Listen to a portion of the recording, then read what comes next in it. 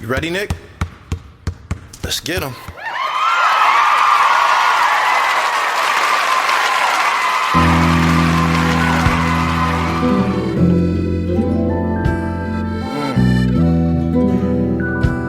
Shout out to PA Dre. The ice cream truck, we lined up buying snow cones. Nowadays, we all grown, buying from Cold Stone.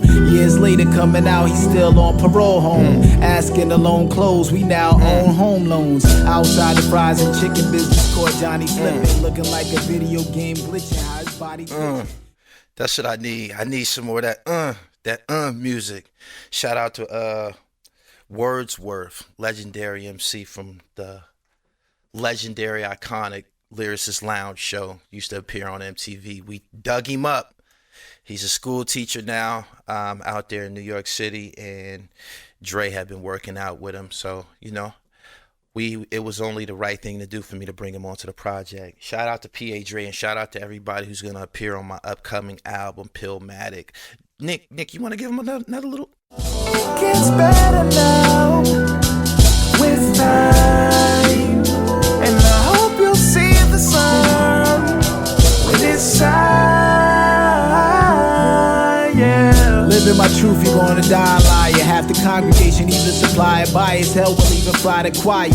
Everybody quitting everywhere they try to hire. Today all you need is 100% hip hop. That's what I'm bringing to the table. We've been working on this project for about 7 months now.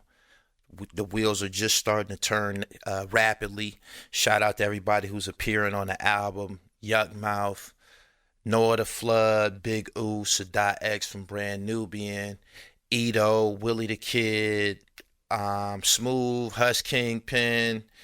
Shout out to everybody rolling with the Dribble, man. It's been a process, but we getting it done, and we got some fire music for these guys, really. As far as I go, I know y'all been looking for me. I've been working, man. I've rolled up my sleeves, and I've taken on some very, very, very serious fucking tasks, namely the Shaheem Franklin story. I got that. I got the podcast, of course, and this album.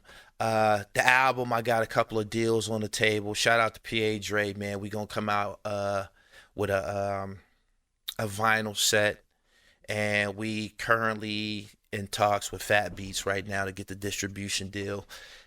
This is gonna be really, really big. I believe this is gonna be the first of many albums that I come out with PA Dre. Shout out to all of the Lords of the Underground, putting in that work, man, hitting that booth, and I really appreciate the reception that I got. I'm starting to understand my relevancy in this business, man, based on the reception that I'm getting from this project alone, man. A lot of people, Herb McGruff, Stan Spit, legends have hit me up, and this wasn't even technically that type of album. I didn't want the album to take on the identity of like an old school compilation or anything like that. It was primarily predicated on these new guys from upstate New York and shit like that I've been working with, as well as the guys from Long Island, Hush Kingpin and Smooth. So I wanted to recreate Raucous Records. That's my prime objective, and I want y'all to let me know how I went about recreating this whole era and sound with PA Dre. And shout out to him again. This past week, it's burning up the fucking internet. Mystikal has got in trouble again for a third time for a sexual assault, a sex-related case. His earliest case goes back to 2003. He had another one in 2016 that he ended up pleading out of. This one right here is very, very touchy, though. I went and I did my homework on it, and come to find out that the alleged victim in this particular assault, he'd been fucking with her since the early 1990s. She's been with him throughout all of his other sexual assault cases and shit like that. I feel that we got to be very, very careful when rushing to judgment on this one, because the fact that they've been together so long, he got one of his charges is like, I don't know, imprisonment or self-restraint or something like that. When you've been involved with a chick for 20, 30 years and shit, that ain't restraint. That's you telling, bitch, you ain't going nowhere. You know what I'm saying? So that could have been one of those situations like that. We're going to give him the benefit of the doubt. There was some cocaine involved, or pardon me, there was an alleged white crystalline substance recovered at the scene. The victim is saying that everything was cool between her and Mystikal. She came over to his apartment to discuss some prior financial obligations that he had, and everything was cool until, according to her, Mystikal went into the bathroom for a few minutes and he came out a different person. So A plus B equals C. I believe that she's kind of implying that he went into the bathroom, got to getting high on something, that came out enraged. During the course of this situation, there was an alleged assault. This woman was apparently scraped up some type of way. The police and medics say that her injuries are consistent with a sexual assault, but again, he's been with this chick since the 1990s. I just feel that it's going to require a great deal of scrutiny to get to the bottom of this one. The fact that he keeps having these types of cases just ain't good. No way, no how. No one's gonna want to work with him. I'm pretty sure that, you know, the infamy associated with his name turns a lot of people off. Women feel that they can't be fucking safe around him and shit like that. According to his lawyers, he had a whole lot of upcoming shows that he had to cancel due to this situation where the judge declared that he was a no bail situation. So yeah, Mystikal, he has no bail. He's being detained, pretrial confinement, and we're just gonna have to see how it goes. But as of right now, I don't know how I feel about this one, because he's been involved with this chick since the early 1990s or something like that. And the fact of you was with him through all of his prior sexual assault cases and incidents and shit like that, that don't make me feel that just doesn't give me any indication that you're afraid of him or anything like that. If you stood by him throughout this type of behavior prior, and now you alleging that it's happened to you, I just don't know how I feel about that.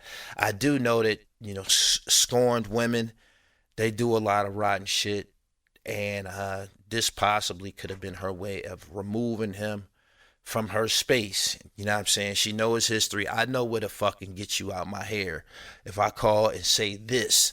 So as of right now, he's been confined, and that might be the open and shut situation, man, on Mystikal's legacy. Just too many sexual assault cases, man. He don't have the situations like R. Kelly where the victims were, you know, choosing to go confine themselves with this nigga. He got something totally different, man, like a Darren Sharper situation, if you're familiar with the NFL. But yeah, it's just ugly.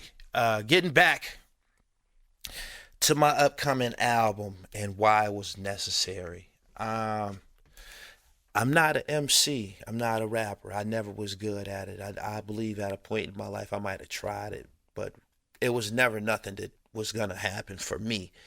I am a basketball player, however, and I'm in touch with a lot of pro athletes, and my travels bring me in contact with a lot of the hotter MCs on the rise. If you're familiar with my platform, you see what my platform give birth to. One day, I got a regular MC out of Buffalo, New York that I'm working with, and the next day he's Benny the Butcher.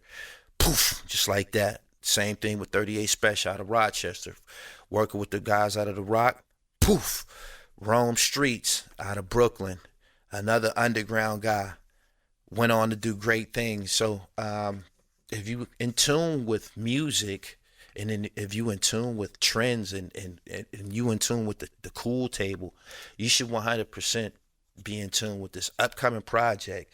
This is going to be a first of its kind, in my opinion. I don't think no media outlet ever moved to actually produce a real tangible production. Again, I'm going as far as tapes, vinyls, and shit that you could play in your in your home, not just a digital experience. I chose to work with PA Dre because of our chemistry. We had been working together a long time. I met him during the RJ Payne, during the time when he was plugging him up. That's my opinion on it. RJ Payne was once known as Rain Man out of Philadelphia, primarily like a battle rapper, got a lot of lyrics and shit like that. PA Dre got him off and running with a series of mixtapes, The Ghost of Big Pun, The Ghost of Prodigy, The Ghost of Big L, all produced by PA Dre. I was, in close proximity of those projects when he was putting them together, and I respected his work ethic. After that, I called him in to do the score and,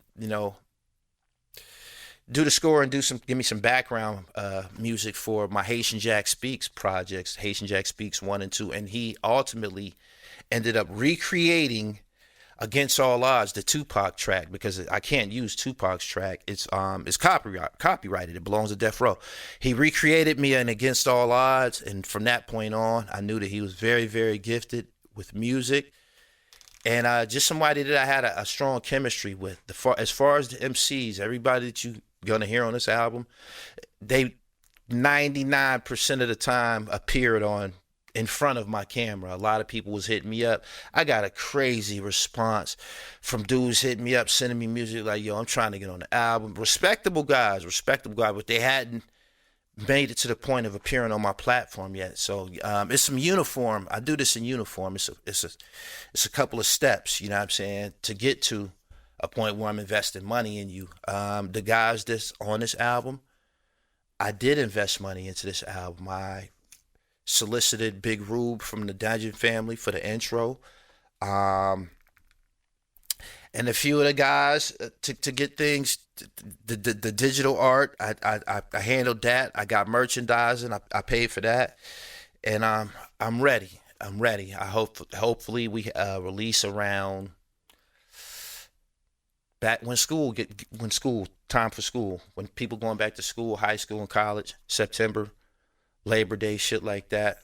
Try to hit y'all with this project, this masterpiece. The New York City Point Guards documentary. I'm glad that all of this is going on while my album is about to drop. Shout out to Skip to My Lou. If you watch the New York City Point Guards documentary on Showtime, you seen my basketball shorts. You seen Rayful Alston wearing my basketball shorts. Make sure you go to my website, www.therealdribble.com, and get fly. Get you some luxury basketball shorts. Getting back to the New York City Point Guard documentary. I loved it. I did a live stream critiquing it, and it was just, in my opinion, a little bit of constructive criticism. But all in all, I loved it. Two things, though. Number one, I don't ever recall people of my generation associating Kenny the Jet Smith with being a point guard, even though he was a point guard. If you ask people who was the point guard of the Houston Rockets back then, they probably gonna say Sam Cassell, because he did more point guard caliber shit. Ran the pick and roll, penetrating dish, point guard shit. Kenny the Jet Smith, if you remember highlights of him, you're gonna remember a guy hitting 3-pointers, hitting some big buckets in the NBA Finals for the Houston Rockets, and participating in the dunk contest. When you say point guard, especially NYC point guard, we looking for a specific level of showmanship. And to leave somebody like Ed Booger Smith out of that documentary was a crime. And now you heard I had people in my comments saying that, well, Booger, he didn't make it past the streets. That's cool. There's a lot of guys that didn't make it past the streets. Earl Manigault, he didn't make it past the streets. It's called, the title of the film was New York City Point Guards. And I would think that this is describing excellence that was rooted and birthed in New York City. Booger was one of the guys who was birthed and rooted and flourished in New York City from the point guard position. If you select somebody like Kenny Smith and bring him to a discussion about being a point guard, I want to ask who he was dishing the rock to, who he was dishing the ball to. Goddamn, just think about it. When you talk point guards, they normally got a co-defendant. Magic, Worthy, You feel me? Isaiah Dantley, Isaiah Aguirre, Mo Cheeks, Dr. J, Mo Cheeks, Moses Malone, Doc Rivers, Dominique Wilkins. They come in pairs and shit like that. I just didn't see Kenny Smith having that type of effect on the game. I know that he was tall. All of those guys are tall, by the way. I've interviewed everybody that appeared on that documentary. I've met in real life, and except for Kenny the Jet Smith. All of those guys are very tall. All of those guys are very big. The difference between a regular person and an NBA player definitely is size. I just put that out there. It's not about your talent. They'll find someone who can do as good as you, who's bigger. So that's the harsh reality of basketball. But all in all, the New York City Point Guard documentary, I appreciate the climate that is setting for the release of my project, because I am a basketball player. You dig what I'm saying? And I did go places with the pill. It affected my life and shit. And that's what inspired the title, Pillmatic and shit. I put some P on the front of it. You dig? And I hope that this is going to be one of many. I was looking at DJ Khaled today. He has a new record dropping with Drake and someone else. And I'm looking at it and shit. I'm like, man, this dude don't do nothing. I'm like, what the fuck does this dude do? He don't rap. He don't scratch. He don't do nothing. At least I have a skill set. This guy was created, DJ Khaled, because people giving him dope ass records. Just putting them in his lap. Here, dope ass records. So as I start my mission, I plan to give y'all more than just dope ass records. I plan to give y'all an entire experience and shit. You know what I'm saying?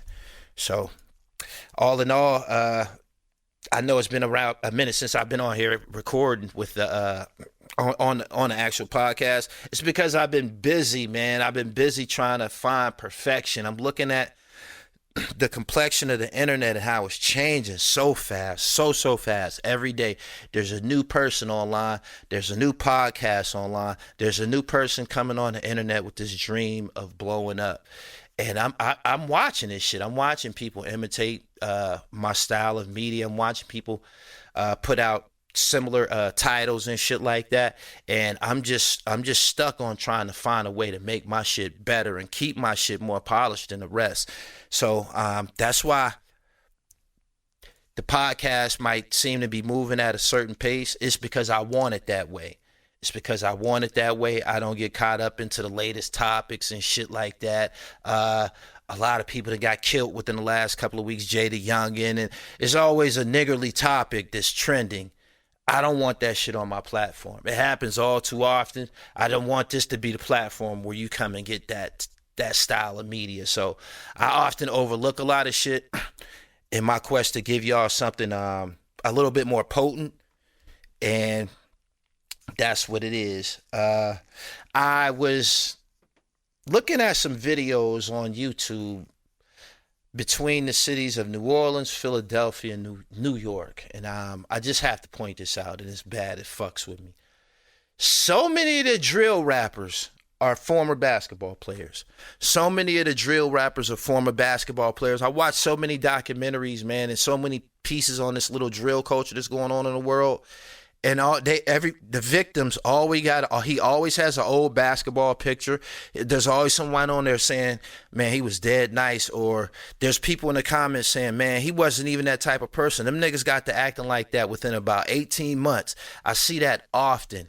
Let's get back to protecting the basketball players. A lot of ball players been getting killed in the inner cities. It just needs to stop. Violence in totality needs to stop, man. But there was a time when basketball players was fucking protected. If you watched the New York City Point Guards documentary, it's well known that there was some high profile street figures close to those basketball games and those players and shit. You know what I'm saying? Who acted out as a shelter and made sure everything was all right and shit. You know what I'm saying? Pillmatic, my album is a dedication to the ballers and shit.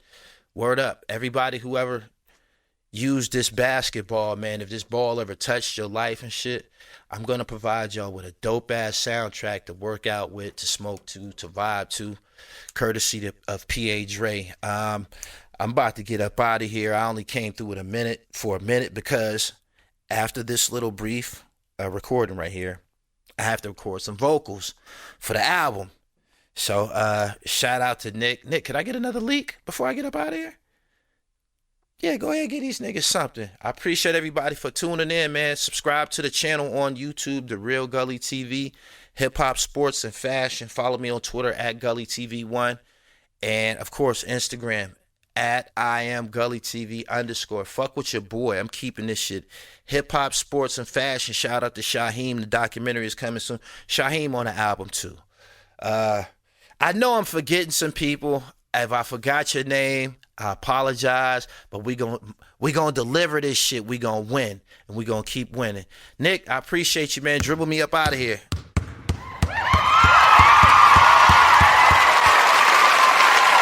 And I'm the GOAT, little nigga, till you kill me. His friends about Plug City, cause they hail me the best, and that's a fact, nigga.